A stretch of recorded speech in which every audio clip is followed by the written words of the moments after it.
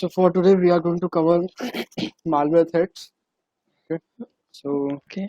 let's start with the definition of malware. So what do you understand by this term malware? It's viruses. Okay. So you are going to define malware as virus. Okay. Anything else that you would like to add on? Malware is viruses as well as it goes in a system and it can create backdoor in your system network or websites, and hacker use those ones to hack into the system as well as Okay. So you said it is going to create a backdoor. So what's a backdoor? backdoor is way to access in your system without knowing somebody else unless they find it. So any server or anything, if there is a backdoor, then any hacker or like a hacker who opened that backdoor can go in there and work on it or change it whatever he want to do. Right. So backdoor is basically is it's another way of entry into your Way of system. entry. Yeah. Okay. That's probably not known to the authentic user or the original user Mm. of the system. That Yep. probably created by some attacker for Hmm. some for his own entry so as to he can gain entry at a later point of time. Sure. Are we recording this one actually? Yeah, we are recording. Perfect. See, okay. Uh, I have to see. Just want to make sure. So malware. If I talk about the term malware, so this term is basically made up of two different terms. So the first one is mal, and the second one is Mm. ware. So mal here Mm. basically represents malicious, okay, and the ware basically represents the software, okay, Mm. yeah. So basically, it means malicious software. So malware can be defined as a piece of software that is malicious, that is designed, that is created for malicious purpose. Okay. Okay. Generally, when we talk about malicious purpose, so I have then listed down some of the purposes here as well. So probably it's designed to steal some data, okay, or to damage some data, to infiltrate the system, okay, steal the passwords that are stored in the system, okay. May it be your system login passwords, may it be your browser-based passwords, okay, it can be anything. Okay. Another malicious, some other malicious purposes can be like monitoring the user activity, okay, uh, probably extorting money from the user, okay, or compromising some sensitive information from the target system. So these can be some of the malicious purposes of a software which is going to classify it as a malware. So then comes your types of malwares. So malware is basically an umbrella term. Okay, malware basically signifies a group of softwares, a variety of softwares which are designed in for malicious purpose. Okay, so here we are going to look into the types of malwares. So the first one is your virus. What is a virus? So virus basically stands for, yeah, you were saying something? No, no, I'm not. Yeah, so virus basically stands for your vital information resource under siege. Okay, virus is a subtype of malware. Okay, it is basically designed to, I would say, to hamper the normal functionality of a computer system. Okay, now viruses do not have the capacity to self-propagate in a network. So what does this mean? That means that they cannot travel outside the network by themselves. Some kind of human intervention is going to be required by them. If a human being is not going to execute the virus, the system is not going to be infected by the virus. Getting my point? Yep. Okay. They do not have the ability to replicate themselves, okay, to spread themselves outside the network. They generally need some kind of a carrier file as well. Okay. And viruses are generally propagated through email attachments or your USB sticks, okay, file sharings. This is how generally malwares are propagated. Then comes your worm. So what is a worm?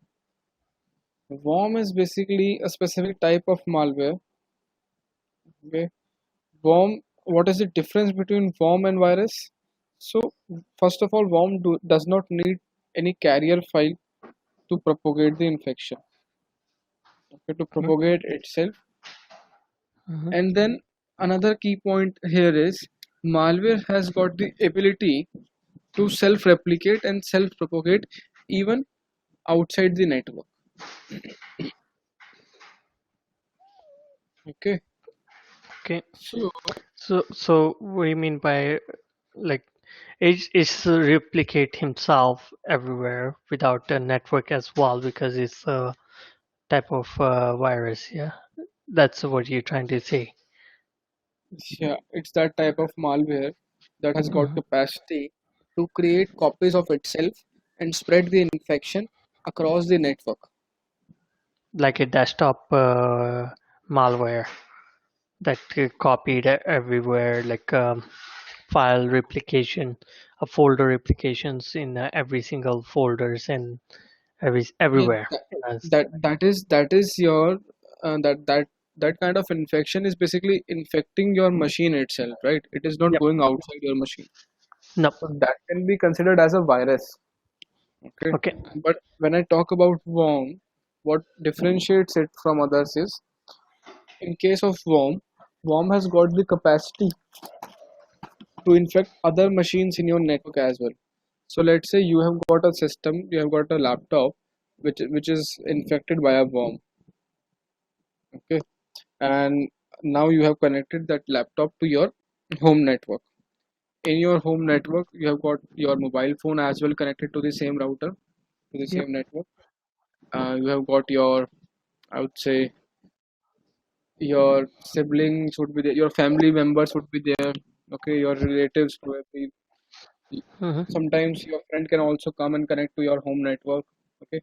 So Hmm. what happens is all the devices that are going to be connected to your network, all of them are going to be infected by that worm unknowingly. Okay, Okay. just because one device was infected in that network, and now when these people are going to go to their corresponding workplaces, to their corresponding homes, and now they are going to connect that device to some other network. Now they are going to spread that infection to other devices that are connected to the same network that they have connected now. Hmm. Okay, so this is not how virus propagates basically. This is how worm propagates. Okay. This, yeah, when I talk about the ability to replicate itself, the ability to self propagate, this is the thing that I'm referring to. Oh, Okay, okay. Warm. yeah, worm. So have you heard Stuxnet? Sorry. Stuxnet. I have mentioned No. it here. The word No. is here, Stuxnet. No. No. Okay, so I have probably mentioned. Let me confirm it. That must be a link to documentary. Let me see.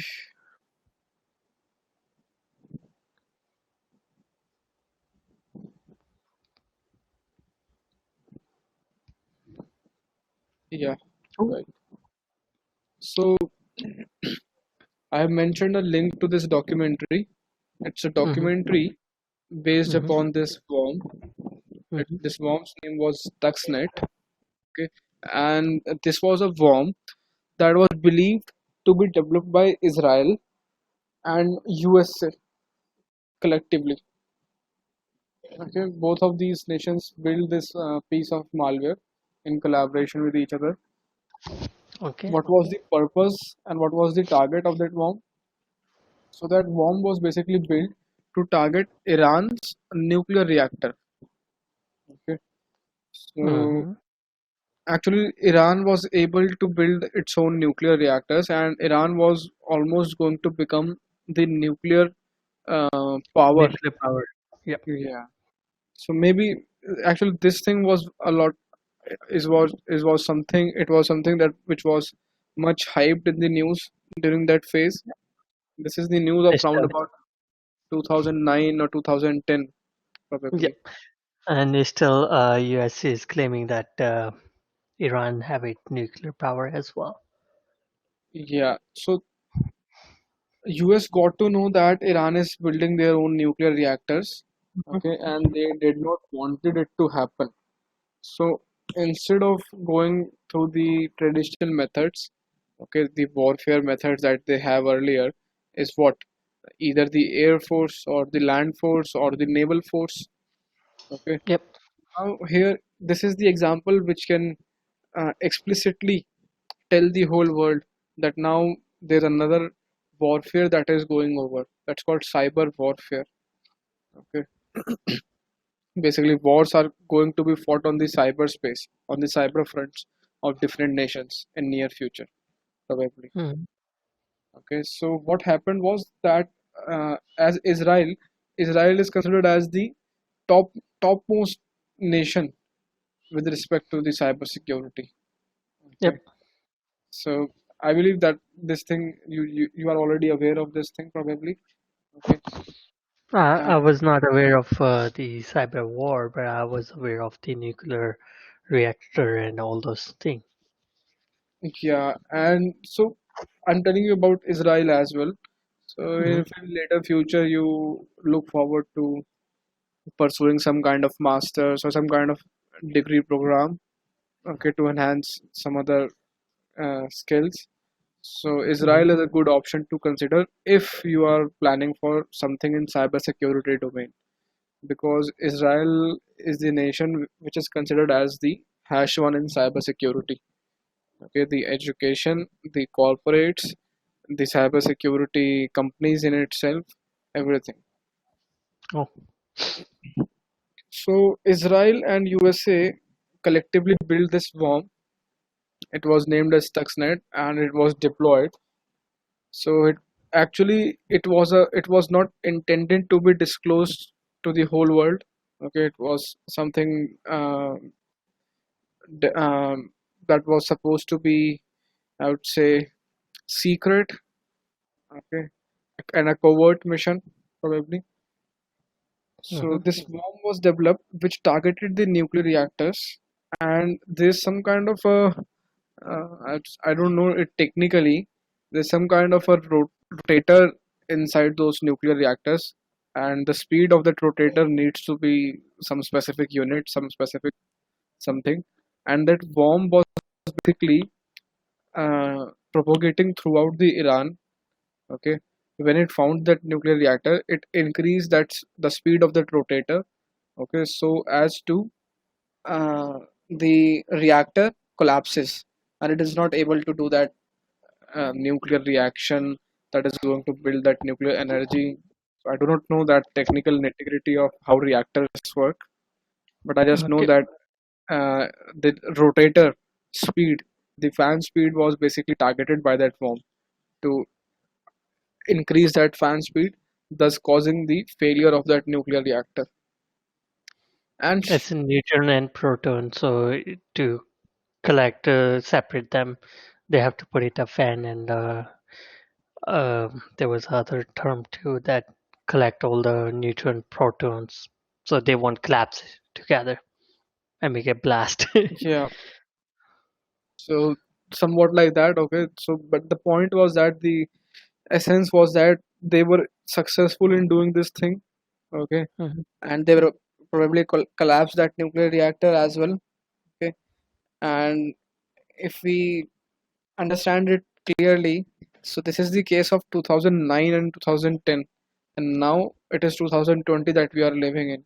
So you can understand the probably the advancement in technology that have been taken place from that point to this point, right?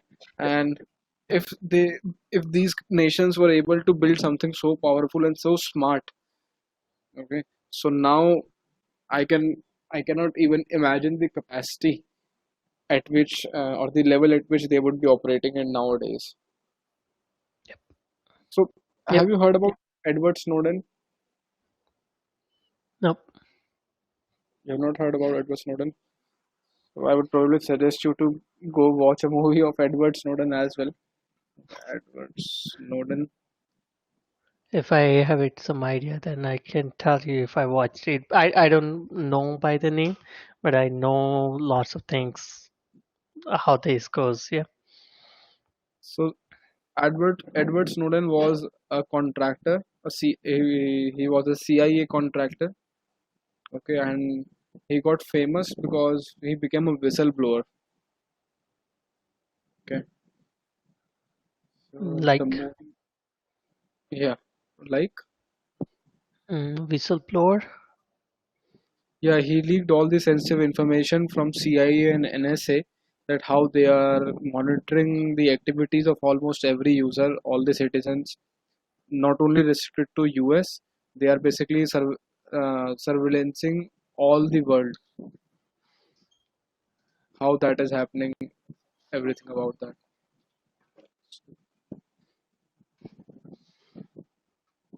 This is the movie banner, okay, and this is the actual guy, the CIA subcontractor. It's a very interesting movie. 2000.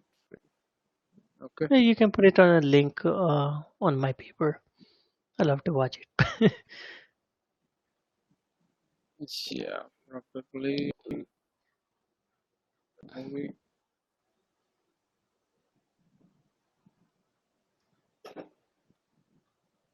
So I'll put the link for the trailer. Okay. Which one is the trailer? This one, the trailer.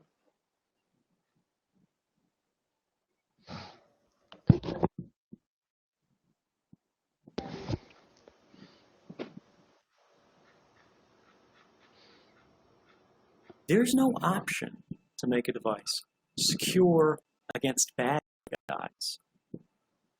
So actually, this is the I was looking for the trailer, and this is a ad.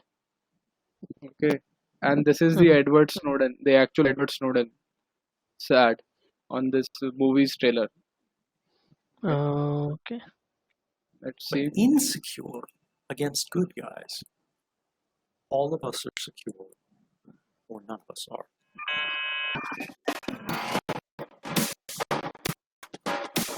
Hi, I'm Derek Muller of the YouTube science channel Veritasium.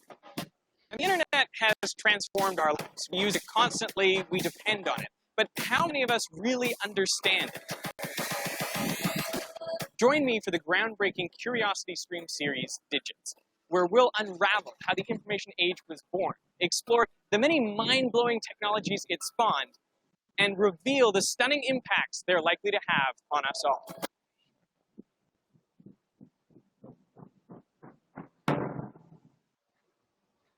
Best I can tell, keep it walking around.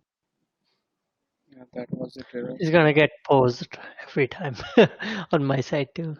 But there was one more other hacker in 19th century actually. He became one of the most wanted hacker actually. He had it. Um, he can hack anything through his phone. He got a charge and he erased his record in the US just with the phone.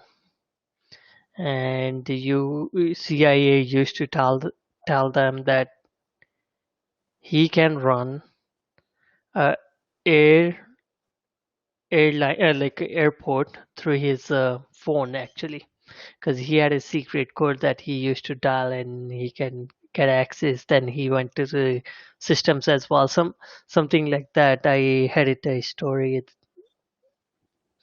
but he was one of the most wanted hacker. Then he opened a company after he got charged second time, and it was a security company. So can you tell me the name of that hacker? Eh, hacker. Uh,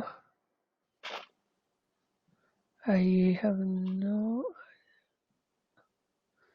I had it a video in my laptop.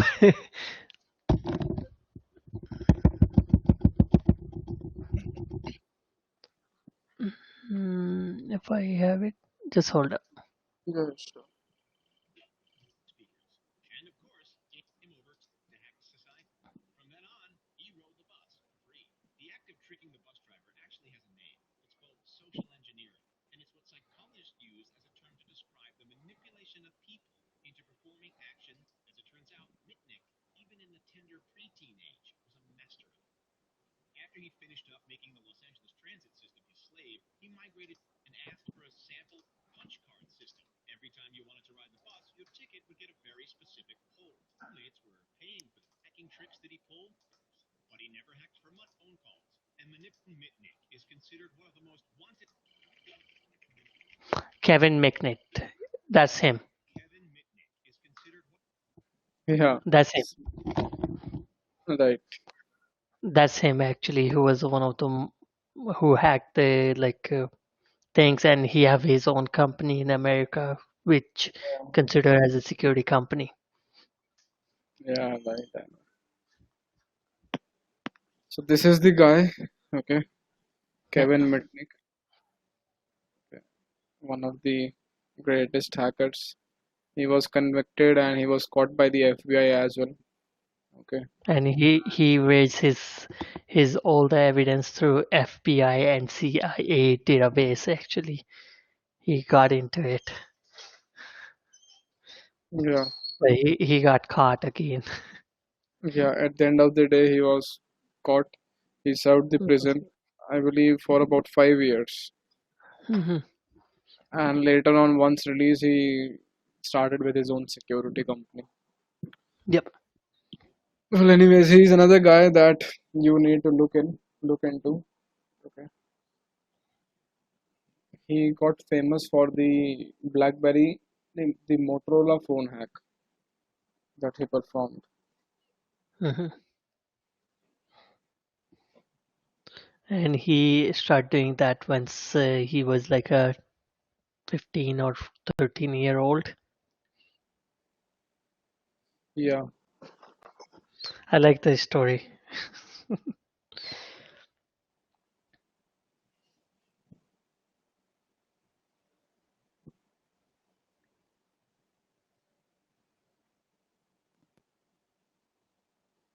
So definitely you can go through these videos as well. Okay. Mhm. Coming back to it, I have mentioned these two URLs. Okay, you can try going through them. Sure. Then comes your Trojan. So Mhm. Trojan is another type of malware. So what's the main difference? How does it distinguishes itself from others? So basically, have you watched that movie Troy? Troy. Same thing. I might watched it, but not sure. Okay, so I Oh, have Troy. The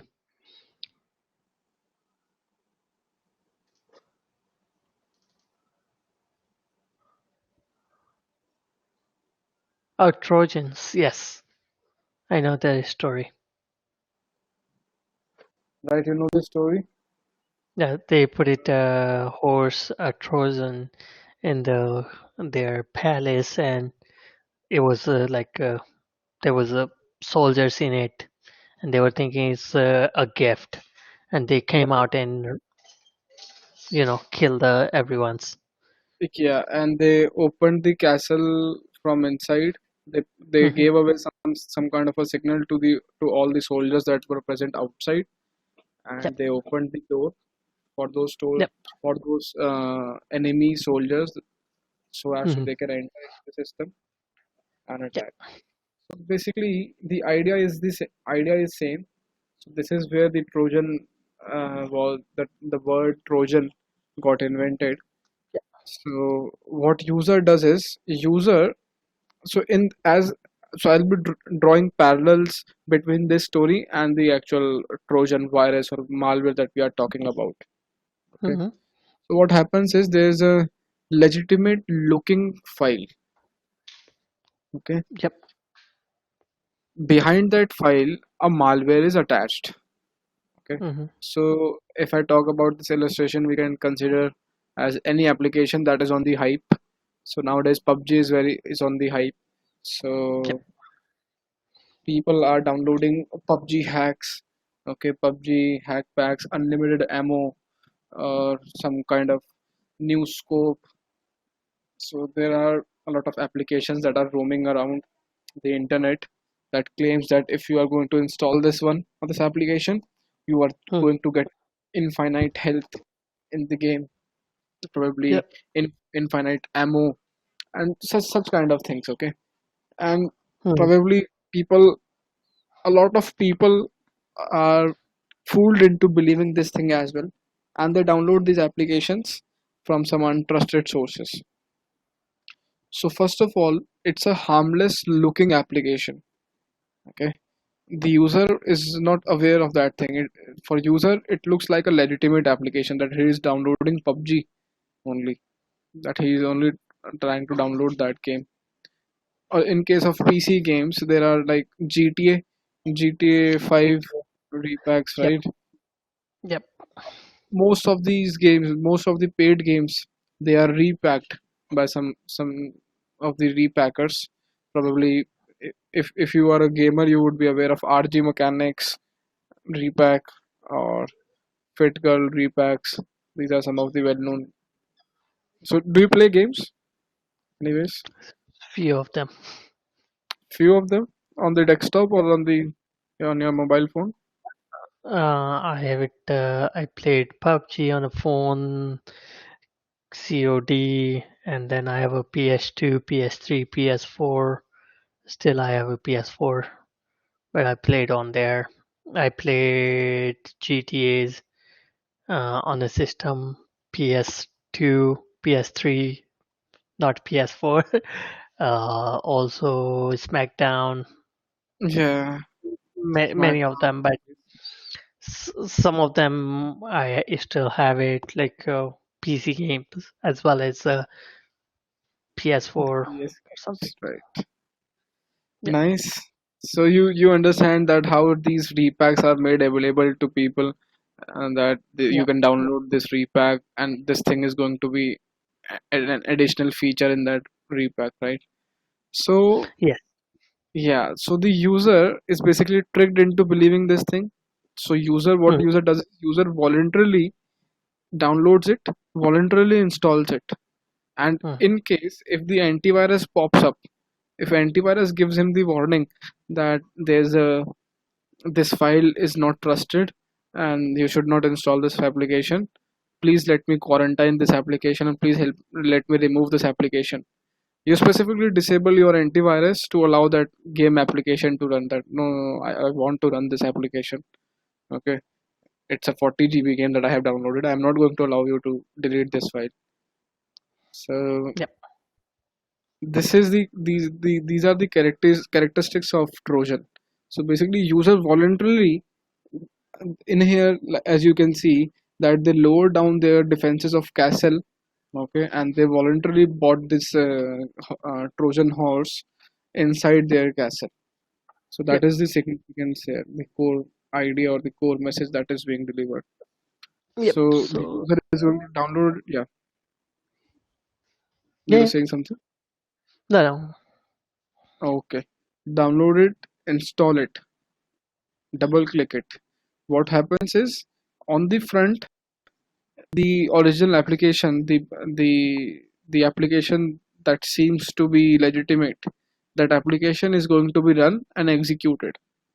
Okay, but behind the scenes, the application, the malicious part of the application that is binded to it that is also going to be executed.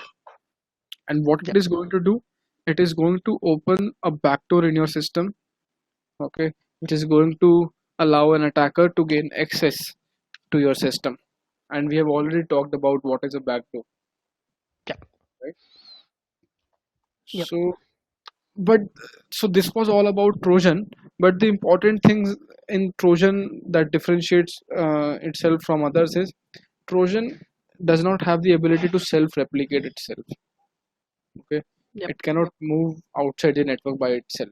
It cannot be executed by itself. It cannot harm. So you can have a Trojan file sitting on your system, but it would be harmless until unless you do not execute it. You do not allow it to run in your system voluntarily. Hmm. Okay. Once you allow it, then you are messed up. Like Yeah. You if have there's given. a Trojan, they can get access. So it might be an example. I'm not sure. There was a security page actually. So let me find it. It was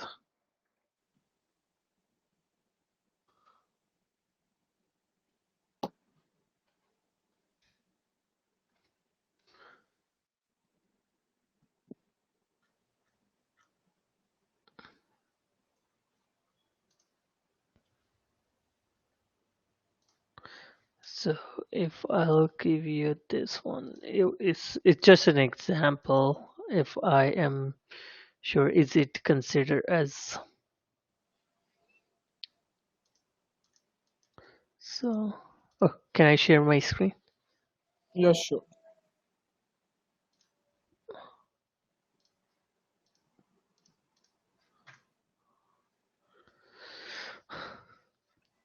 So does it consider? Okay, are you seeing my screen? Yeah, Royal Canadian Mounted Police virus. Removal, yeah. So that's one of the thing happened through the internet all over the Canada, US, and other places that people are clicking on the like going on the websites and this thing came up. Is it considered as a malware? Does it consider as a virus, or is it considered as a Trojan? So Okay, so what yeah, usually so happens? Let me give you. So once you got this page through the internet, they give you a number to call, and they call that number, and the guy say, "I'll give you an access on your computer, and you won't have any issue. You just have to submit it $500 or something like that." yeah, And they so put the code right here. right. So actually, it's not a Trojan. Probably it's a ransomware. Okay. Uh, So there's a this type of malware as well. mhm, It's called ransomware. mhm. So ransomwares are generally used to extort money, extort ransom from people. Uh, Okay. What do we call in Hindi? Firoti. Froti. Yeah. Firoti mangna. So this is the Totally understand. example of, yeah, of that thing, that probably money was being extorted from people. So what happens in ransomware is, if there's a ransomware attack, so in near future itself, right? I probably it's a latest news of a week ago that Cognizant was hit by Maze ransomware. So did you Nope. went through this news? Nope. Cognizant ransomware attack. Cognizant ransomware hit by Maze ransomware attack.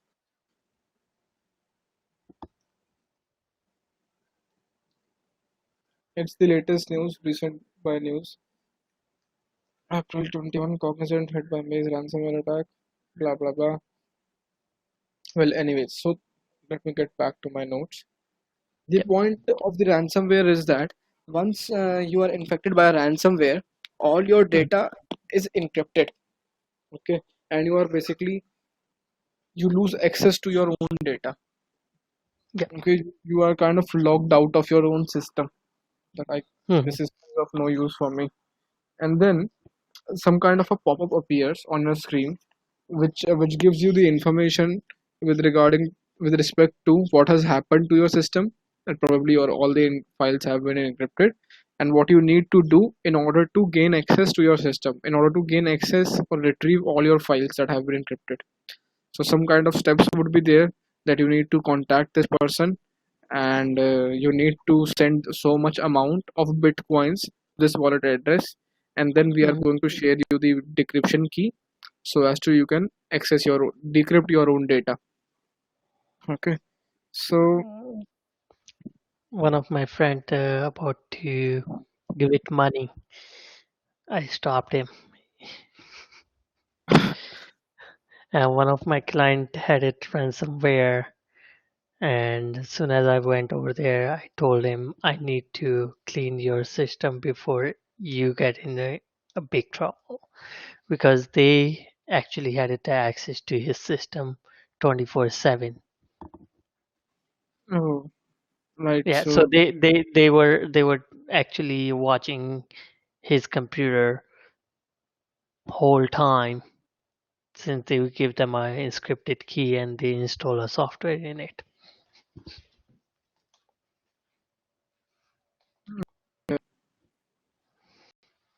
Yep.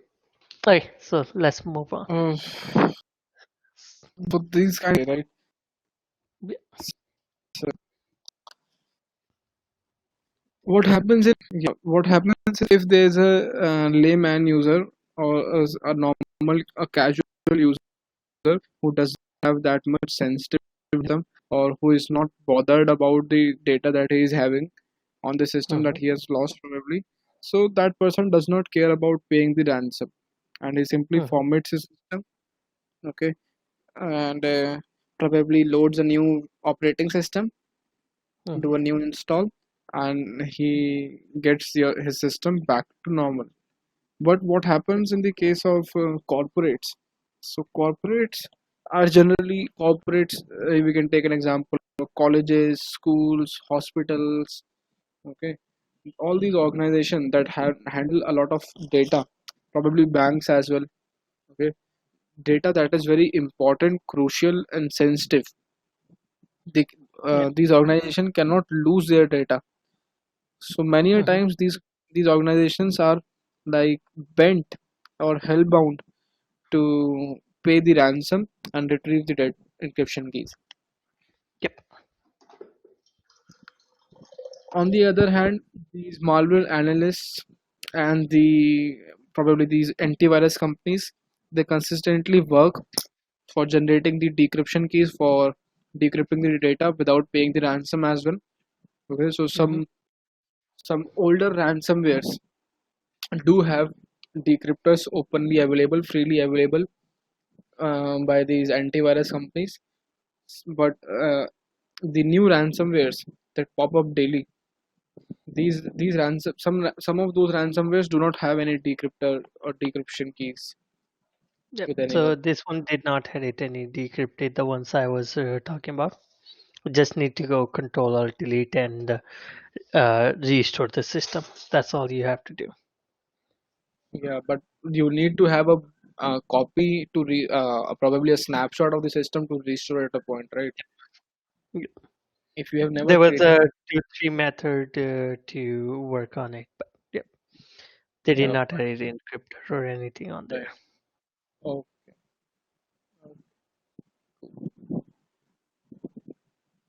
so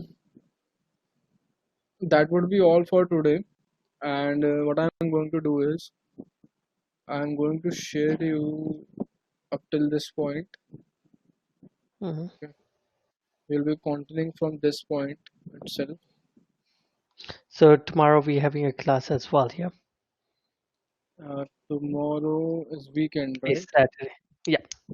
Yeah, we'll be having a session. What time? Do you know? That would be probably from 10. Okay. Perfect. So I'm just gonna call Yogita ma'am as well to find out what she's trying to work it on and if there's any issue.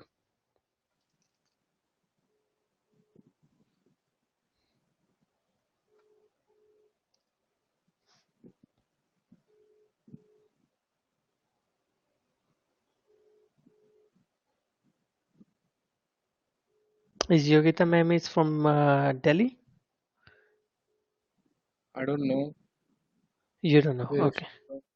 Yeah, I don't know where is she from. Like originally where she live. Because Yeah, many that times I try to call her, she don't pick up the call or she don't even I cannot even directly call her. So I have a actually, lot of issue on that ones actually. yeah. When I need Uh, to call them. whenever you are trying to make a contact with them, right? With the counselors. So Yeah. the workplace is located in Delhi itself. Okay. Mhm. So probably all these people are from Delhi itself. Delhi में ही रहते हैं वो NCR में Yeah. कहीं it goes in out of network every time. These So I counselors, have yeah